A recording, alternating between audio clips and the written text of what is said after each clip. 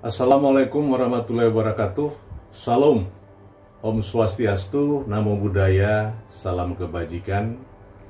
Selamat berjumpa kembali dengan saya, Benyamin Bukit, Widya Suara, ahli utama BPSDM, Pemerintah Provinsi DKI Jakarta.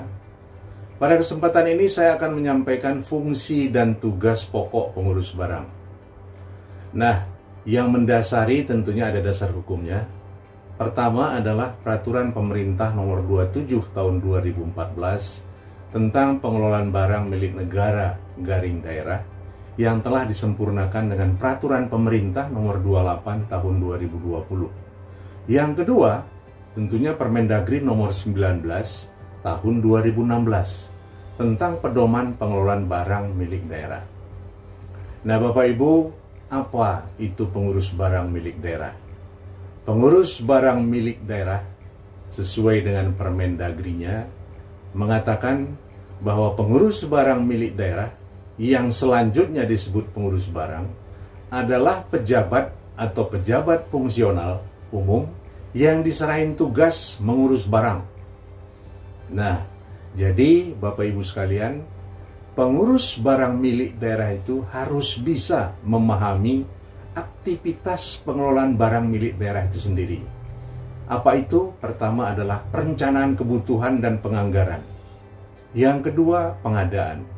Yang ketiga, penggunaan. Yang keempat adalah pemanfaatan. Yang kelima, pengamanan dan pemeliharaan. Yang keenam, penilaian. Yang ketujuh, pemindah tanganan. Yang kedelapan, pemusnahan. Yang kesembilan adalah penghapusan. Yang ke-10 penata usahaan, dan terakhir adalah pembinaan, pengawasan, dan pengendalian. Bapak Ibu, pengurus barang milik daerah itu ada 3 kategori. Pertama adalah pengurus barang pengelola. Kedua adalah pengurus barang pengguna. Yang ketiga adalah pengurus barang pembantu. Kemudian, tugas pengurus barang milik daerah secara umum tentunya pertama, menerima barang, baik itu yang bersumber dari APBD maupun non-APBD. Yang kedua, menyimpan barang. Yang ketiga, mengeluarkan barang. Dan keempat tentunya, menata usahakan barang milik daerah itu sendiri. Nah, sesuai dengan Permendagri 19 tahun 2016, secara eksplisit dikatakan wewenang dan tanggung jawab pengurus barang milik daerah itu ada beberapa hal. Nah, kalau saya bisa katakan, inilah yang menjadi tugas pokok dari pengurus barang milik daerah. Pertama, membantu menyiapkan dokumen rencana kebutuhan dan penganggaran. Yang kedua, menyiapkan usulan penetapan status penggunaan barang. Yang ketiga, adalah melaksanakan pencatatan dan inventarisasi barang. Yang keempat, pengamanan barang milik daerah. Yang kelima, menyiapkan dokumen pengajuan usulan pemanfaatan dan pemindah tanganan barang milik daerah, khususnya tanah dan bangunan yang perlu mendapat persetujuan Dewan Perwakilan Rakyat Daerah.